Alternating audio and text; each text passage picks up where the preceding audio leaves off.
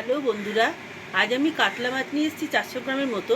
আমি মাছগুলোকে ভালো করে ধুয়ে নুন হলুদ একটু কাঁচা তেল দিয়ে মাখিয়ে রেখেছিলাম, দিয়ে ভেজে ফ্রাই করে নিয়েছি। আর আলুও নিয়েছিলাম আমি, আলুগুলো হলুদ আর নুন মাখিয়ে একটু ভেজে নিয়েছি। এখানে একটা বাটা মশলা করেছি, সেটা হচ্ছে এর মধ্যে আছে পেঁয়াজ রসুন জিরে আদা আর টমেটো বেটে নিয়েছি লঙ্কা দিয়ে। কড়াই আমি তেল দিলাম, জিরে ফোড়ন দিলাম।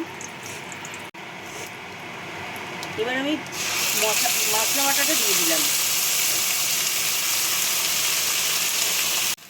এবার আমি মশলাটা ভালো করে ফ্রাই করে এর মধ্যে সব নুন দিলাম পরিমাণ মতো, হলুদ দিলাম,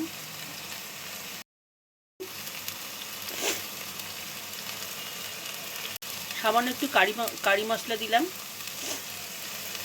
একটু কাশ্মীরি লাল দিলাম, কালারটা ভালো হবে। আলু দিয়ে আমি একটু ভালো করে কষিয়ে নেব। মশলা আলু আমার ভালোভাবে কষা হয়ে গেছে। এবার আমি পরিমাণ মতো জল দিয়ে দিলাম।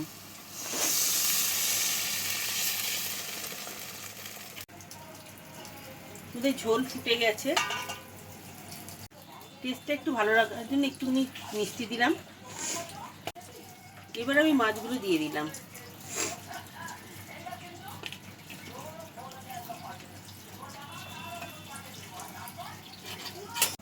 এবার আমি একটু গরম মশলা দিলাম।